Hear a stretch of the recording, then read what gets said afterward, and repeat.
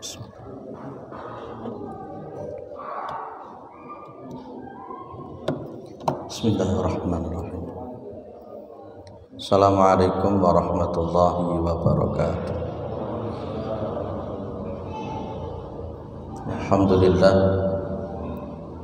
Alhamdulillahilladzi arsala rasulahu bil huda wa dinil haq liyudhhirahu 'ala ad-dini kullih wa kafa billahi shahida.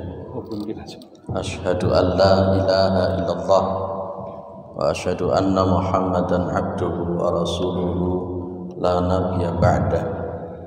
Allahumma shalli ala Muhammad wa ala alihi wa sahbihi wa man tabi'ahum bi ihsanin ila yaumiddin, amma ba'du.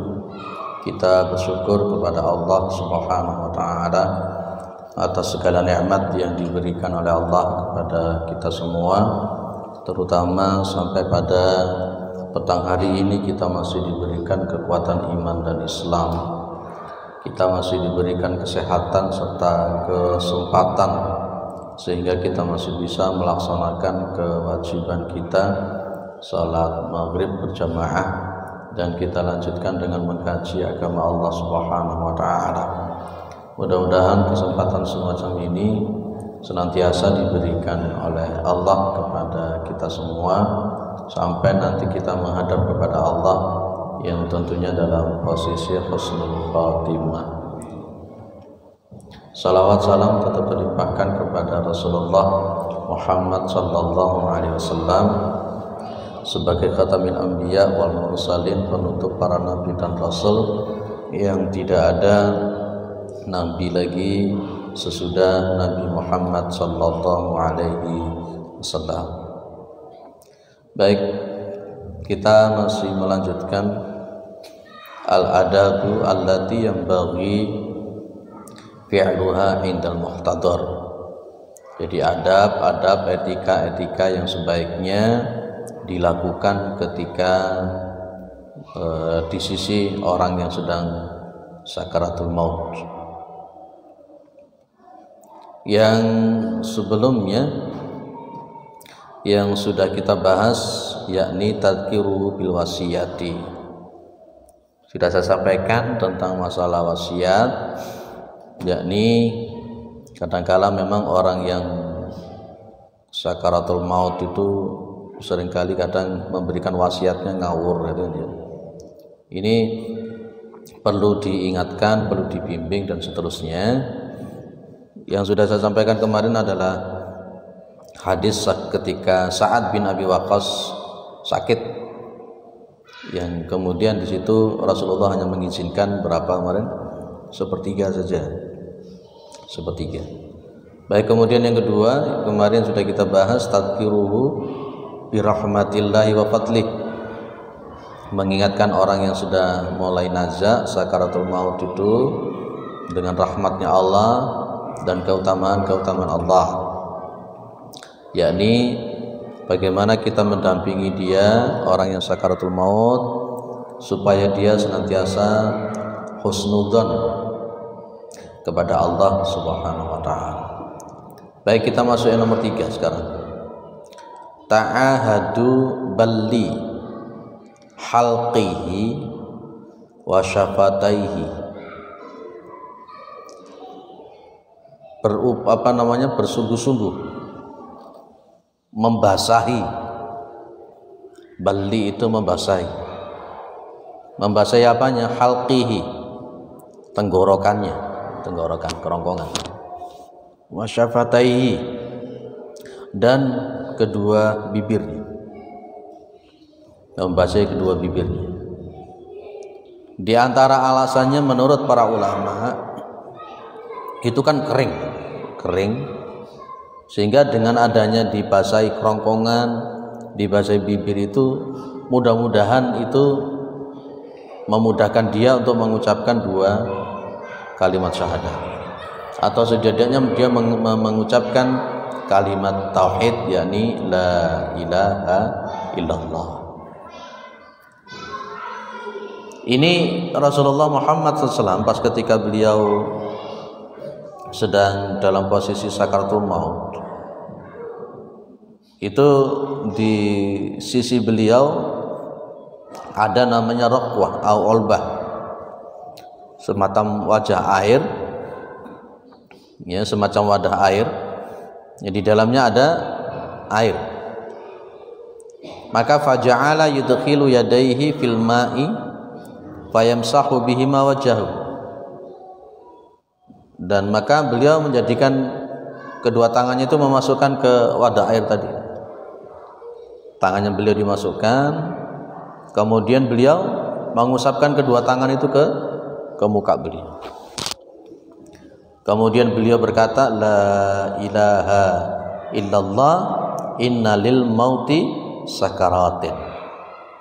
Tiada Tuhan selain Allah, sesungguhnya bagi kematian itu ada sekaratnya. Jadi sunnah hukumnya ketika jenengan mendampingi orang yang sedang sekarat atau sedang sakaratul maut, sunnah hukumnya jenengan membasahi bibir kedua bibirnya, membasahi kerongkongannya, atau mungkin kalau mengikuti Nabi dibasahi mukanya.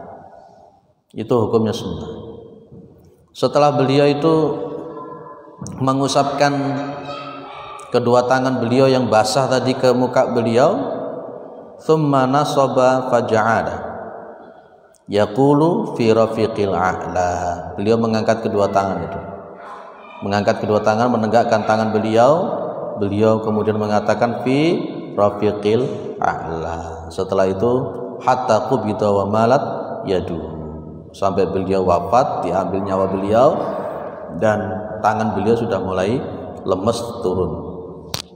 Itu diantara alasannya para ulama kenapa perlu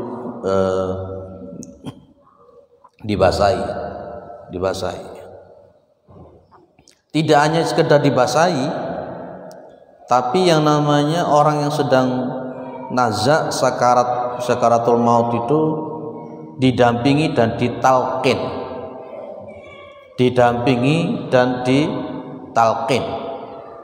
Maka nomor 4, talqinuhu asyahadah, mentalqin orang yang sudah mulai sakaratul maut itu dengan asyahadah. Rasulullah menyebut laqinu mautakum la ilaha illallah.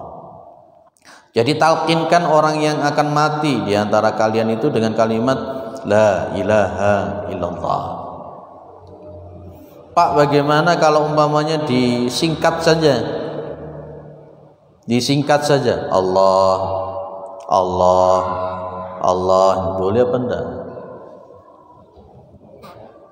Ada yang bilang, Pak, itu kalau umpamanya ditalqin dengan kalimat tahlil, nanti lek pedot di tengah bagaimana? Itulah talbis, itulah subhat itu. Yang jelas innamal a'malu binniyat wa innamal likulli imri'in ma nawa. Di dalam hatinya, pikirannya, otaknya dia mau mengucapkan la ilaha illallah, ternyata belum nyampe selesai dicabut nyawanya. Itu hukumnya dia masuk apa? Ya sesuai dengan niatnya itu. Jadi tidak perlu kemudian, Pak, nanti gak nutut, pakai saja Allah, Allah, Allah. Tidak juga. Nabi bilang ini, laqinu mautakum la ilaha illallah. Jadi orang yang sakaratul maut itu jangan ditinggalkan. Orang yang sakaratul maut itu jangan dibiarkan, didampingi. Di samping kemarin sudah saya bilang, juga diberi motivasi supaya dia husnudzon, dia sabar dengan sakit yang dia beri oleh Allah Subhanahu wa taala, diberi sakit itu sabar. Karena konteksnya kemarin sudah saya bilang, kalau orang itu mati dalam keadaan suudzon sama Gusti Allah, itu berarti kan su'ul khatimah. Su'ul khatimah. Dampingi. Repot juga kalau umpamanya ada seorang anak tidak mau dampingi anaknya, orang tuanya, saking sibuknya anaknya itu sampai tidak ada yang dampingi orang tuanya. Ya, pernah saya cerita berulang-ulang di sini. Ibunya sudah mulai sakit parah, anaknya tidak pernah jenguk karena saking sibuknya cari uang. Ndak pernah ditunggoni, ibunya sakit parah. Wis pokoknya ditinggali duit sak koper isine abang-abang tok wis. Ngono tok wis. Karena mungkin begini ya, kalau saya berpikirnya itu buah itu jatuh tidak jauh dari pohonnya. Mungkin dulu pas ketika dia mendidik anaknya, kasih sayangnya itu bentuknya adalah uang. Seolah-olah yang namanya uang itu ya wis segala-galanya wis. Akhirnya anaknya pun juga akan berpikir begitu. Ya kasih sayang saya itu ya uang ini. Taruh satu koper ya wis itu kasih sayang saya. Bentuk kalau saya sayang sama orang tua ya iki sak koper duit itu. Ya itu kadang-kala memang semacam itu. Pas ketika ibunya sudah mulai sakaratul maut, ibunya itu sudah nazak, dibel sama susternya. Ayo itu ditalkin itu ibunya. Anaknya bilang, suster saja yang nalkin. Suster saja yang nalkin loh. Ini kan anak yang toleh namanya. Ada anak yang saleh dan ada anak yang toleh. Dan yang repot juga ada anak itu yang dampingi nalkin yo ora, melu ngedusi yo ora, ikut menyolati yo ndak, mengantarkan ke pemakaman yo ndak. Ini anak luar biasa kan itu. Ya, mudah-mudahan kita tidak sampai seperti itu. Jadi laqinu mautakum la ilaha illallah. Talqinkan orang yang mulai sakaratul maut itu dengan la ilaha illallah. Eling. Pak, apakah orang yang mau mati itu semuanya selalu mengalami sakaratul maut? Ada orang itu kan pas ketika sujud mati, pas ketika baca Al-Quran mati, ada yang pas ngerasani tonggone mati. Ono sing ngono ya? Ada ya? Pas enak-enak joget ngurungokne dangdut koplo mati loh. Ndak kejet-kejet dhisik, ndak nazak dulu, itu hak prerogatif Gusti Allah. Ada yang melakukan zina mati, masya Allah, nauzubillah min dzalik. Ndak pakai sakaratul maut, langsung. Ya mudah-mudahan kita ini enak. Saya kalau kepinginnya itu meninggalkan dunia ini dalam posisi seperti sekarang seperti ini enak. Dakwah, menyampaikan. Kenapa kok mesti begitu? Rasul bilang, man kana akhiru kalamihi la ilaha illallah dakhalal jannah. Hadis ini sahih, riwayat Abu Dawud dari Mu'adz bin Jabal. Barang siapa yang akhir daripada kalamnya dia, ya, barang siapa yang akhir kalamnya dia itu adalah la ilaha illallah dakhalal jannah, masuk surga. Akan ada punya pemikiran, loh kok segampang itu ya? Kok segampang itu? Ketoke gampang, Mbak. Kelihatannya susah. Orang bisa mengucapkan la ilaha illallah pas ketika nazak itu luar biasa susahnya. Dan itu akan sesuai dengan kebiasaan orang itu. Saya sudah berulang kali menceritakan apa yang diceritakan oleh Ibnu Qayyim Al-Jauziyah. Ada seorang cewek wis bendinane sing dirungokne mek musik lagu-lagu, bendina mek isine mek nyanyi gitu. Begitu pas ketika ditalkin ya munine ya nyanyi itu. Hati-hati jenengan yang suka mendengarkan musik-musik apa mana musik koplo-koplo gitu. Kebiasaan yang kita lakukan setiap saat, setiap hari itu ya, itu nanti mempengaruhi bagaimana nazak kita itu. Di kitab Al-Wafi Syarah Arba'in An-Nawawi itu di situ diceritakan juga ada dua orang ini bersahabat. Yo ngaji bareng, yo sholat bareng, ya kan, taklim bareng. Suatu saat naza yang satunya ini. Lapas ketika naza itu dia ketika ditalqin itu tidak keluar kalimat la ilaha illallah. Dia hanya mengatakan al kalimatu la ilaha illallah ba'idatun minni wa la arifah. Kalimat la ilaha illallah itu sudah jauh dari saya itu tidak kenal apa itu la ilaha illallah. Yang mentalqin ini tadi kagetnya luar biasa. Padahal orang ini tadi, kawannya ini tadi, yo salate yo rajin, ngajine yo rajin, sedekahnya yo rajin, baca Qur'annya rajin. Tapi Allah itu maha adil. Wa hussila ma fi sudurnya itu. Ditanya, kenapa kamu kok bisa sampai seperti ini? Kenapa kamu bisa sampai seperti ini? Dia bilang, saya ini sholat karena saya ingin disebut sebagai orang soleh. Saya ini baca Al-Quran karena ingin disebut sebagai seorang qori. Saya ini masuk ke masjid karena ingin disebut sebagai orang baik. Saya itu menafkahkan harta infak karena saya ingin disebut orang yang dermawan. Itu kebiasaan yang dia lakukan setiap saat ketika ibadah dimunculkan oleh Allah Subhanahu wa taala ketika mati. Itu. Jadi kebiasaan-kebiasaan kita sebelum mati apa itu nanti akan dimunculkan oleh Allah Subhanahu wa taala. Betul. Ada seorang kiai punya pondok pesantren ditalqin di sebuah rumah sakit, misuh-misuh, bukan keluar la ilaha illallah. Saya yakin dalam kehidupannya itu ya tertutupi itu. Kalimat misuh-misuh itu akidahnya kayak apa? Oh, alam bisawab. Nah, sehingga jangan dipahami seperti yang di YouTube itu yang mengatakan man kana akhiru kalamihi la ilaha illallah dakhalal jannah, itu dia bilang masa beragama itu seperti boneka Barbie.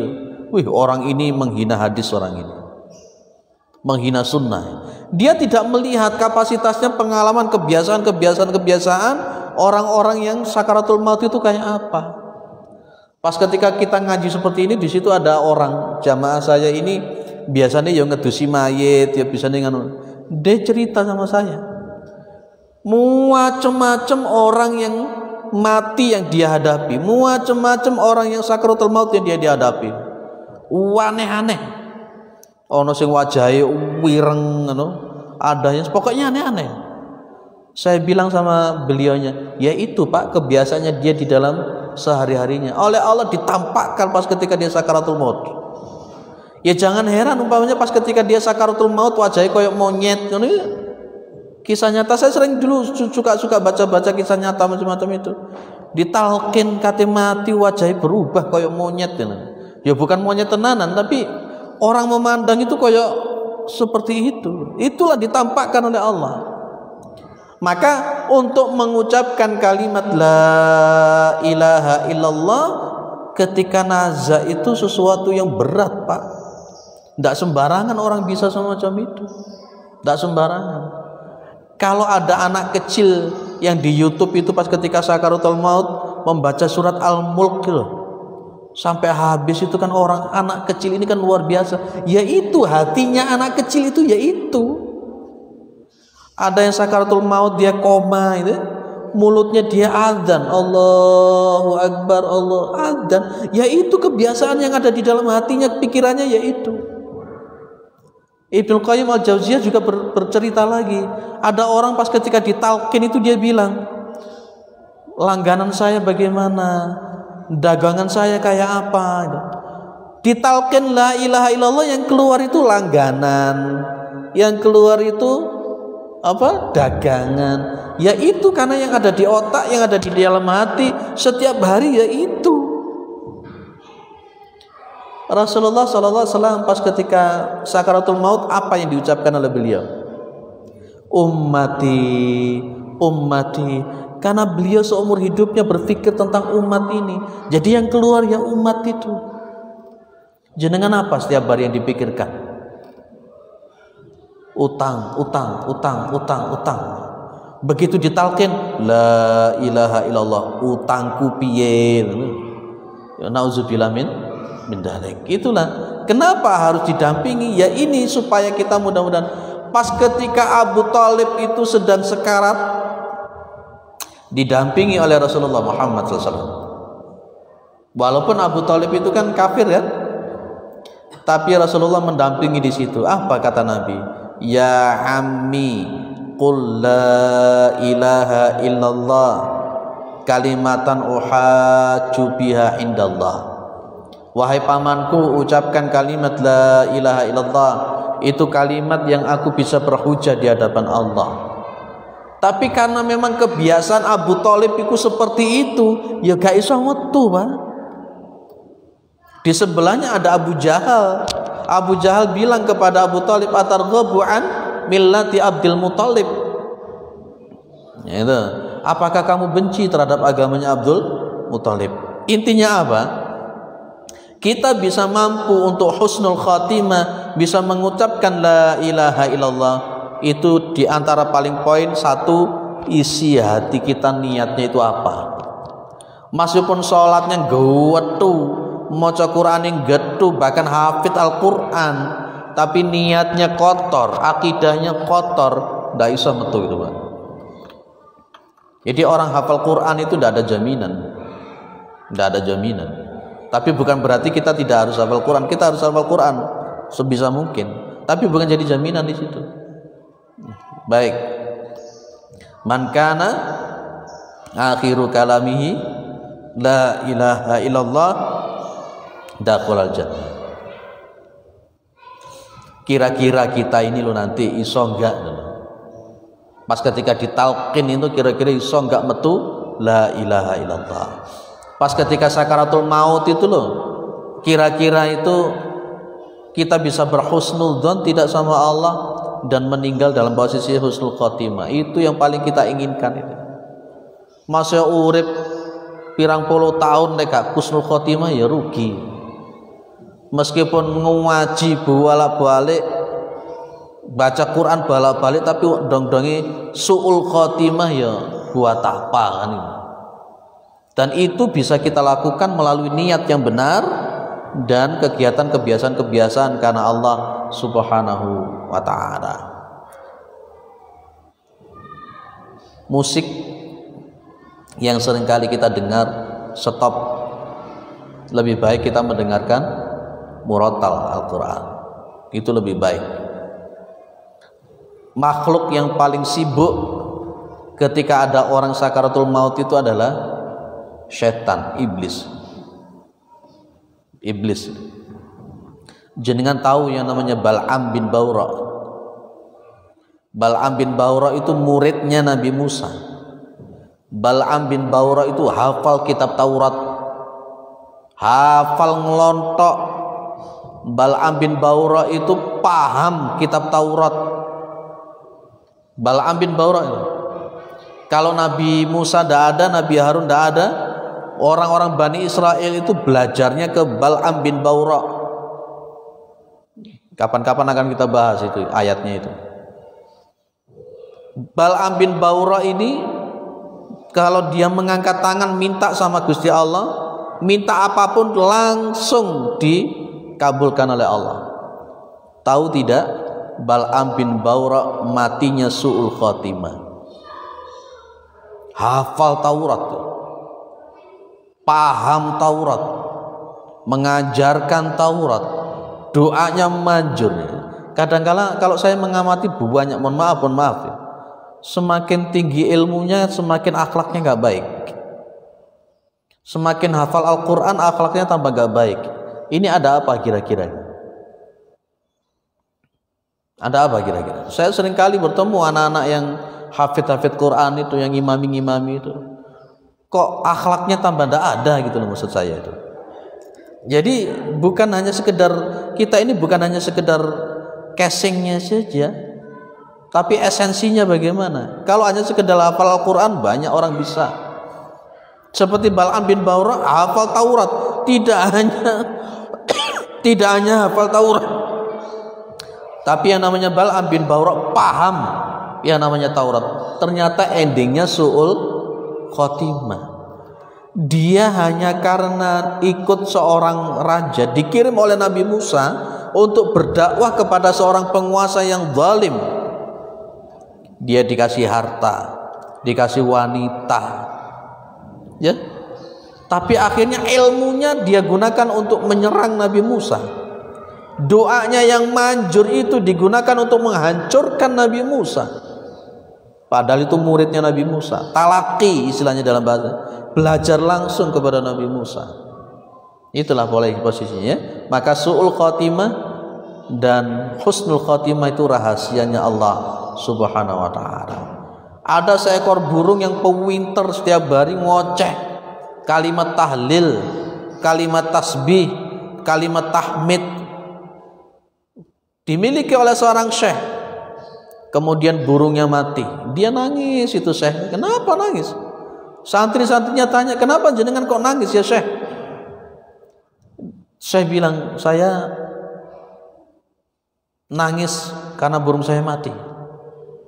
Kemudian santri-santrinya bilang, kalau hanya burung seperti itu kami bisa membelikan yang lebih mahal, yang lebih pintar. Syekhnya bilang, yang saya tangisi bukan burung itu.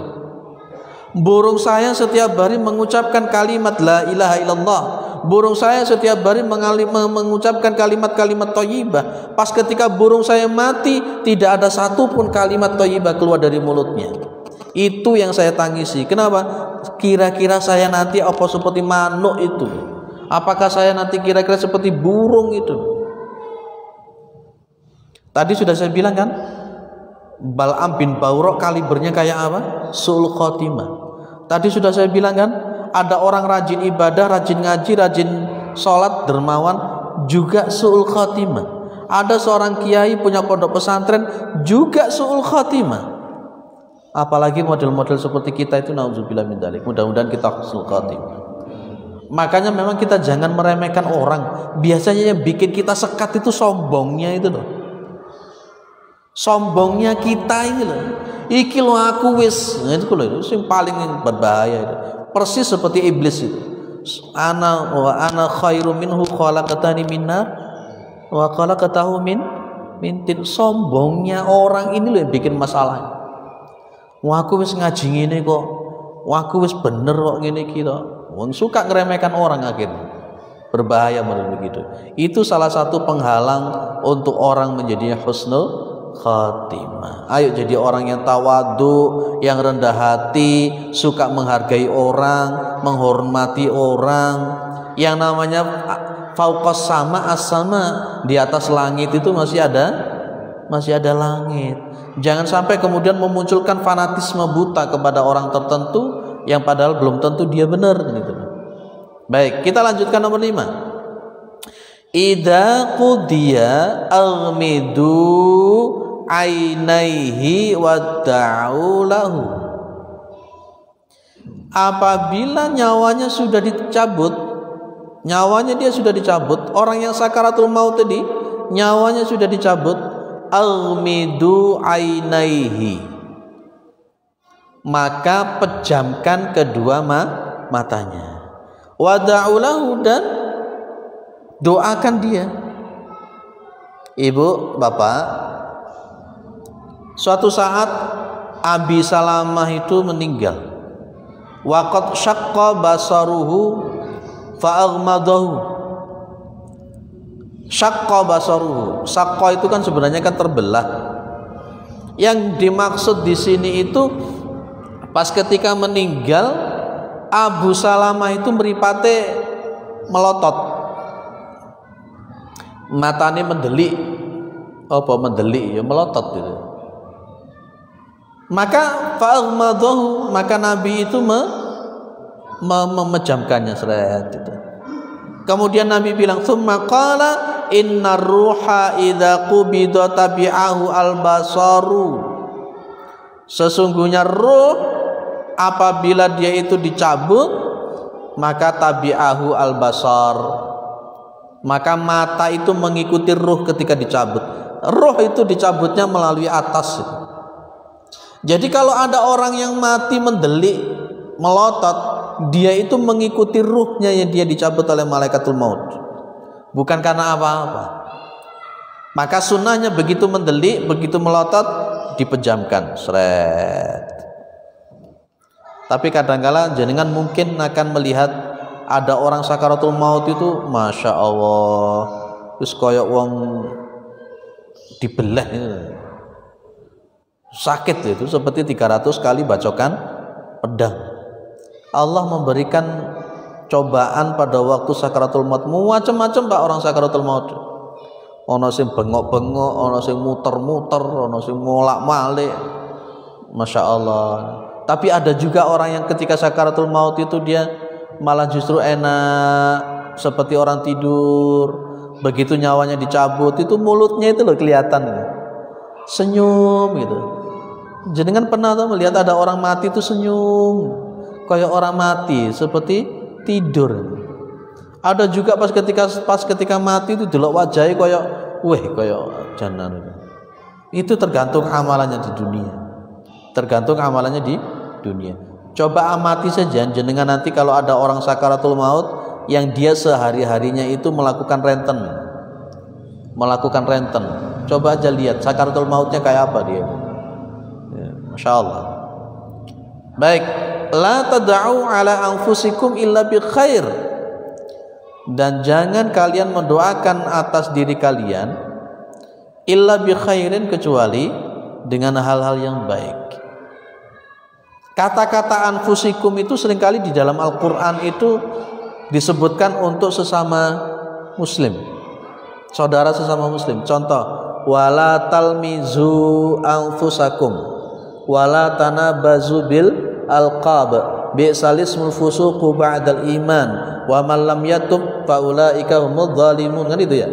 Di situ ada kalimat wala talmizu anfusakum. Jangan kalian mencela diri kalian sendiri. Maksudnya apa? Jangan suka mencela sesama muslim. Di sini la tad'u ala anfusikum illa bi khair. Jangan kalian mendoakan atas diri kalian, artinya sesama muslim. Abu Salamah dalam posisinya itu sedang mati, maka jangan mendoakan Abu Salamah kecuali hal-hal yang baik-baik, dan jangan punya perasaan yang aneh-aneh.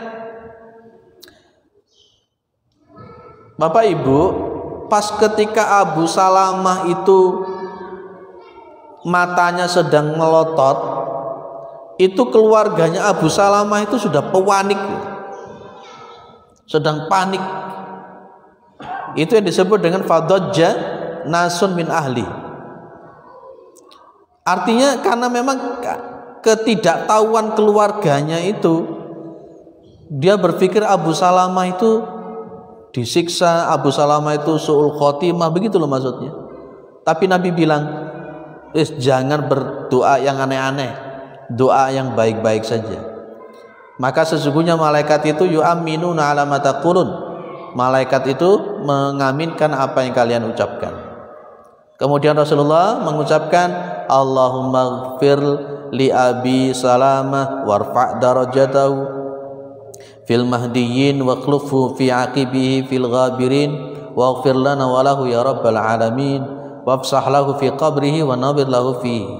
Ini salah satu doa yang kita baca untuk seorang yang sudah mati. Jadi macam-macam doa dari Rasulullah Muhammad sallallahu alaihi wasallam. Clear? Sempat jenengan melihat orang mati itu melotot? Pernah ya? Sunnahnya itu jenengan tutup plek, seret. Itu sedang mengikuti ruhnya, mengikuti ruhnya. Lanjut nomor 6. Syaddu lihyaihi wa talyinu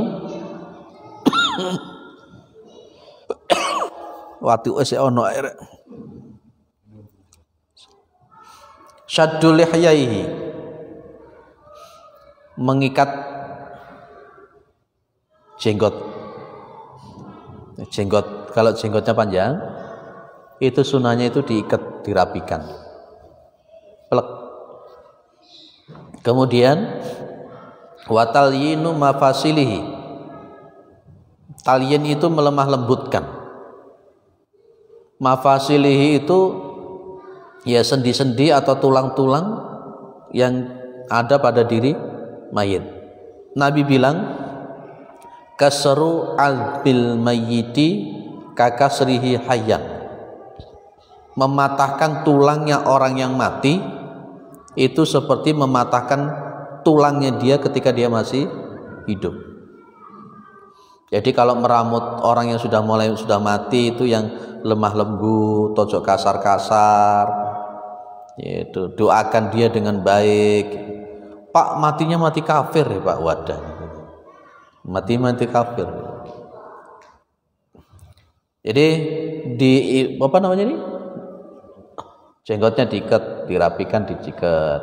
Kemudian dilemah lembutkan pas ketika dia sedang diramut itu.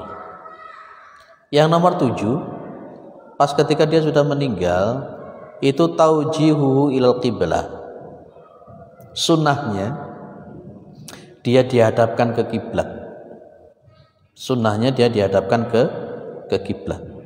Nabi bilang, al baitil haram qiblatikum ahya'an wa amwatan. Lah nanti pas kalau jenengan menguburkan dia pun juga dihadapkan ke kiblat. Kalau di Indonesia karena kiblatnya itu ke barat, serong sedikit 24 derajat ya. Dihadapkan ke sana. Plek. Otomatis kepalanya ada di utara kalau di Indonesia. Itu. Orang yang mati ataupun orang yang hidup itu kiblatnya adalah Ka'bah. Sunnahnya seperti itu. Sudah ada. 8 tajaridu min siyabihi. Kalau dia sudah yang sakaratul maut tadi sudah mati, lepaskan semua bajunya. Bajunya semuanya dilepaskan. Dan nanti memandikannya itu adalah dengan cara baju itu dilepaskan. Ketika Rasulullah Muhammad SAW meninggal, para sahabat akan memandikan Nabi Muhammad SAW. Mereka bingung. Qalu wallahi mana dari anu jarridu Rasulullah SAW min thiyabi kama nujarridu mautana au nagsiluhu alaihi thiyabu. Para sahabat ini bingung, apakah mereka itu akan melepaskan bajunya Rasulullah seperti para sahabat yang lain, seperti Rasulullah kalau merawat sahabat-sahabat yang meninggal itu bajunya dilepasin semua atau tidak. Bingung para sahabat. Azan. Nanti kita lanjut.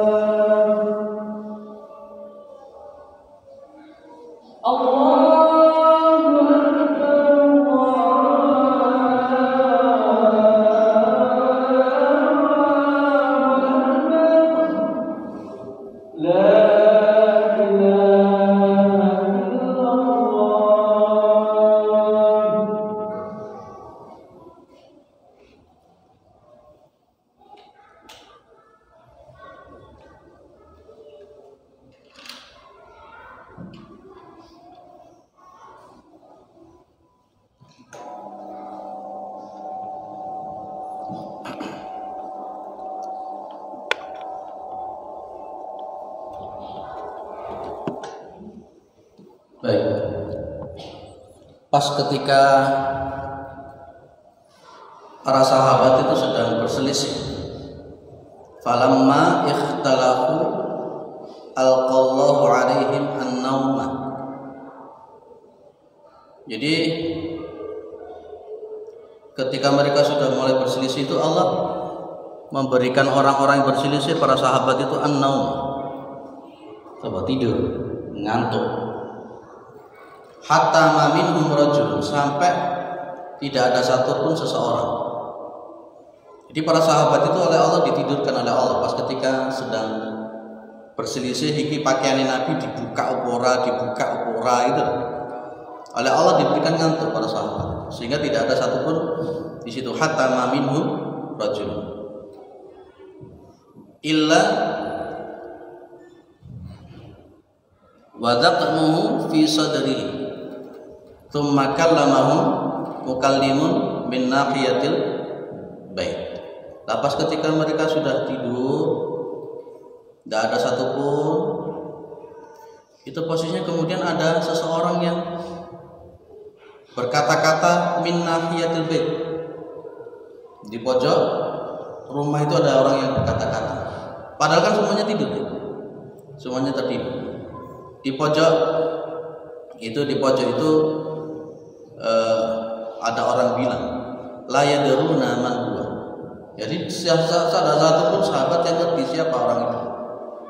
Kalau saya yakin ini adalah malaikat Jibril. Malaikat Jibril kemudian memberikan petunjuk, an arsilu an nabiyya sallallahu alaihi wasallam wa alaihi thiyab. Mandikan Nabi Muhammad SAW, dan pas ketika memandikan itu wa alaihi thiyab. Jadi Nabi Muhammad itu dimandikan, pakaian beliau masih ada di tubuh beliau. Tapi kalau untuk selain Nabi Muhammad SAW adalah dimandikan, pakaiannya itu dilepaskan semua. Baik, itu mungkin ada yang perlu didiskusikan. Posisinya jenazah itu mesti begini apa enggak?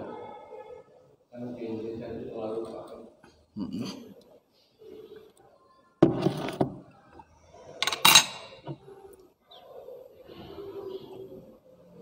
Yang saya pahami itu adalah disedekapkan, karena nantinya juga akan dihadapkan ke kiblat,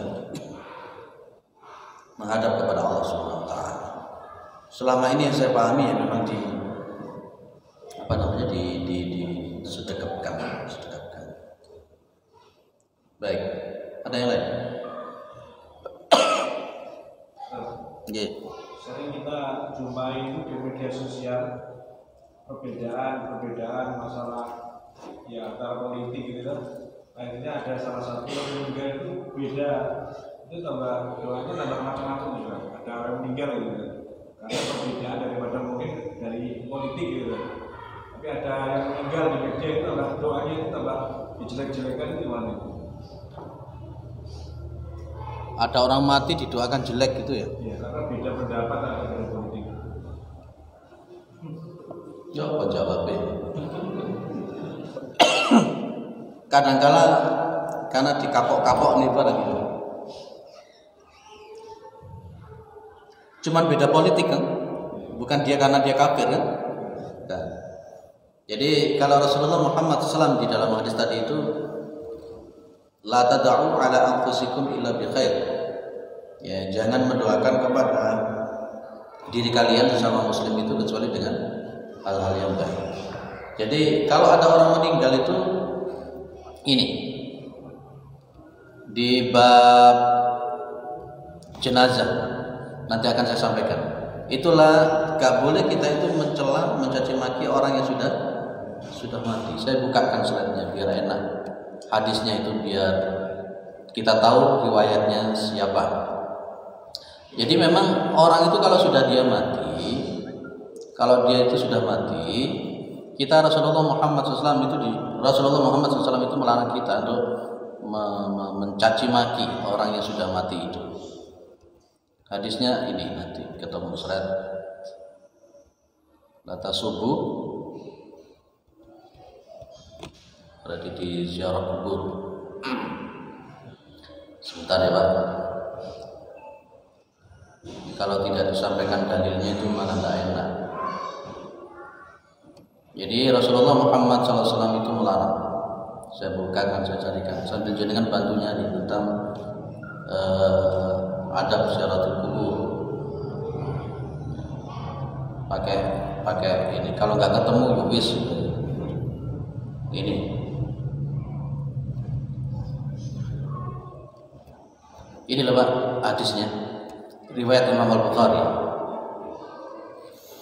La tasubbu al-amwata, nomor 5.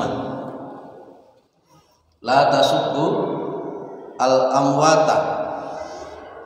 Jangan kalian itu mencaci maki, mencela orang-orang yang sudah mati. Kenapa? Fa innahum qad afdau ila ma qaddam.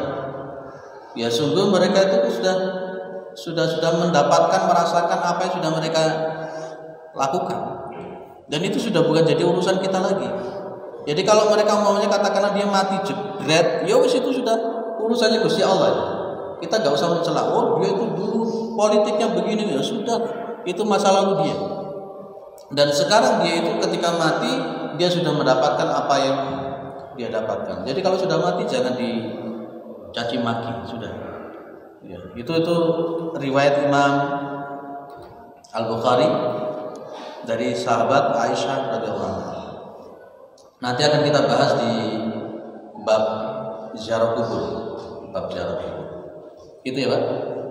Apalagi hanya gara-gara politik, politik itu seperti itu. Apalagi gara-gara beda madhab, tambah teman-teman ya, beda kelompok, jangan. Ya, beda masjid, ya, itu masalah. Gila itu wis terlalu. Ada yang lain? Tidak ada, cukup. Alhamdulillah. Mudah-mudahan kita husnul khotimah Pak. Dan mudah-mudahan ketika kita sudah sepuh, kita tentunya sudah mulai pikun. Anak-anak kita yang soleh dan soleha itu senantiasa mendampingi kita, memotivasi kita, yang mengarahkan kita, ingin kita punya seperti itu. Toh kita nanti juga tua pikun kan? Ya, kalau nggak punya anak yang soleh, siapa lagi yang menuntun kita, menuntun ke masjid dan sebagainya. Subhanakallahumma wa bihamdika. Assalamualaikum warahmatullahi wabarakatuh.